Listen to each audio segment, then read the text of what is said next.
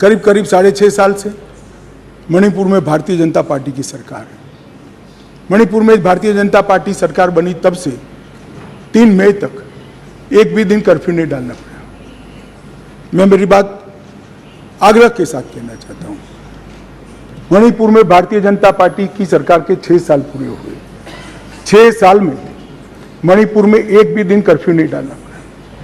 मणिपुर के अंदर एक भी दिन बंद नहीं रहा। मणिपुर के अंदर एक भी दिन ब्लॉकेड नहीं हुआ और उग्रवादी हिंसा लगभग समाप्त हो गई। ये 6 साल का भारतीय जनता पार्टी के शासन का इतिहास था। 2021 में हमारे देश की पड़ोस में म्यांमार में सत्ता परिवर्तन हुआ और म्यांमार में वहां पर मिलिट्री का शासन आया, डेमोक्रेटिक सरकार गिर गई और वहां पर एक कुकी डेमोक्रेटिक फ्रंट है, इसने लोकतंत्र के लिए आंदोलन चालू करा। जब कुकी डेमोक्रेटिक फ्रंट ने लोकतंत्र के लिए आंदोलन चालू करा, वहां की मिलिट्री शासन ने इन पर कड़ाई करना शुरू की, दबिश बनाना शुरू की और चूंकि म्यांमार की बॉर्डर फ्री बॉर्डर है मान्यवर, वहां फेंसिंग नहीं है और आज से नहीं, आजाद हुए तब से नहीं है, फेंसिंग नहीं है, तो बहुत बड़ी मात्रा में मिजोरम और मणिपुर के अंदर कुकी भाइयों का वहां शरणार्थी नाते यहां आना शुरू हुआ। मैं इसलिए कहना चाहता हूं मान्यवर, क्योंकि उनका झगड़ा मणिपुर की मिलिट्री से था और दबिश शुरू हुई इसलिए आया। अरे म्यांमार की मिलिट्री से था और दबिश शुरू हुई इसलिए वो यहाँ पर आए। मान्यवर, हजारों की संख्या में कुकीज आदिवासी भाई यहाँ आना शुरू हो गए और परिवार बसने लगे। कहाँ बसेंगे? तो जंगल में बसने लगे और एक प्रकार से मणिपुर के बाकी हिस्सों में एक असुरक्षा की भावना हुई कि हमारी जनसांख्यिकी बदल जाएगी। हमने उसको देखा। उसी वक्त मान्यवर हमने गृह मंत्रालय में 2022 में निर्णय किया कि अब ये बॉर्डर को खुला नहीं कर सकते, बॉर्डर बनानी पड़ेगी, फेंसिंग करनी पड़ेगी। हमने 10 किलोमीटर फेंसिंग पूरी कर दी है, 60 किलोमीटर का काम चालू है और 600 किलोमीटर का सर्वे चालू है। आपने 2014 तक कभी फेंसिंग नहीं की। हमने दूरंदेशी से 30 में दंगे हुए, 21 में ही फेंसिंग का काम शुरू कर दिया था। 10 किलोमीटर ट्रायल फेंसिंग बन चुकी है, 60 किलोमीटर का काम चालू है और 600 किलोमीटर का सर्वे बाकी, जिससे ये घुसपैठ को रोका जा सके। फिर एक अनरेस्ट खड़ा होने लगा क्योंकि वहाँ जनसांख्यिकी बहुत निर्णायक होती है मान्यवर। घाटी में कुकी भाई रहते हैं, पहाड़ पर ट्राइबल भाई रहते हैं, तो उनके घाटी में मतई रहते हैं और पहाड़ पर कुकी और नागा ट्राइबल भाई रहते हैं। तो एक जनसांख्यिकी के बदलाव का बड़ा दबाव रहता है कि हमारी संख्या, हम अल्पमत में आ जाएंगे। तो इसके लिए हमने लगभग जनवरी महीने से हमने वहाँ पर जितने भी शरणार्थी आए थे उनको एक परिचय पत्रक देने की शुरुआत की।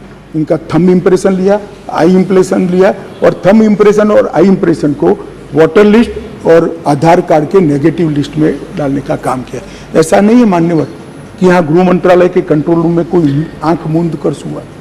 2023 में दंगा हुआ, 21 में हमने फेंसिंग चालू करी, 22 में हमने फेंसिंग चालू करी और 23 की शुरुआत में हमने थंब इम्प्रेशन और आई इम्प्रेशन लेने की शुरुआत की और उसको भारत के वोटर लिस्ट और आधार के नेगेटिव लिस्ट में डालने की।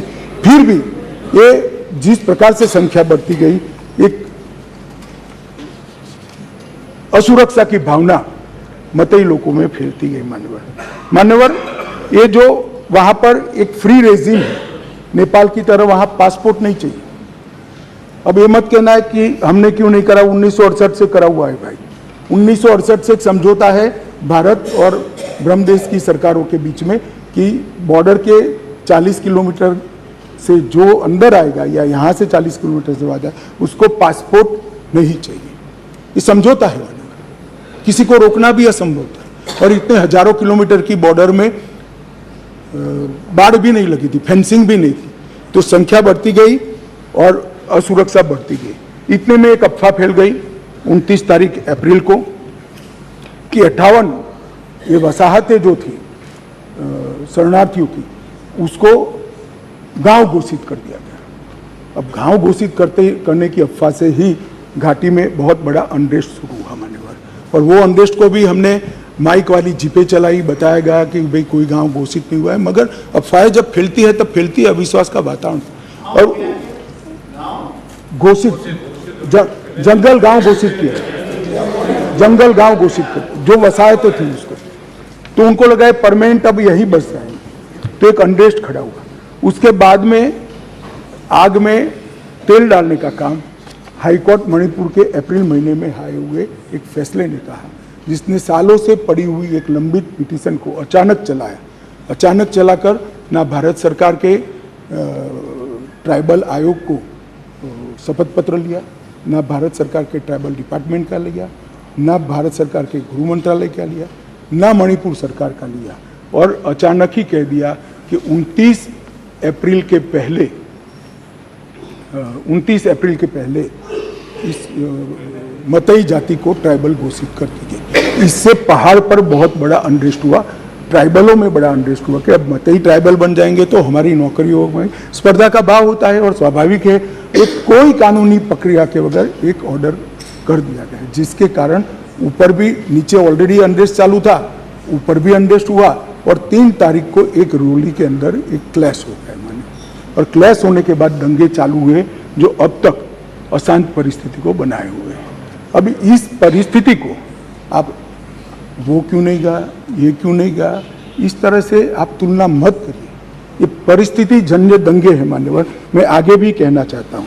इसके साथ एक बहुत बड़ी बात दूसरी भी हुई है कि वहाँ मिलिट्री का शासन आने के बाद थोड़ी ढिलास आ गई है, और नारकोटिक्स का भी बहुत बड़ी तस्करी म्यांमार की ओर से मणिपुर की ओर हुई है। इसके व्यापार से भी बहुत बड़ा अनरेस्ट हुआ है, मगर जो क्लिंचिंग चीज थी वो कोर्ट का जजमेंट थी, उसकी अंतिम तारीख 29 मई थी, और इसके विरोध में एक जुलूस निकला। जुलूस में दोनों ग्रुपों के बीच में भिड़ंत हुई, और देखते देखते घाटी में और पहाड़ पर दोनों जगह एक दूसरे पर हमले करना, हिंसा करना शुरू हो गया।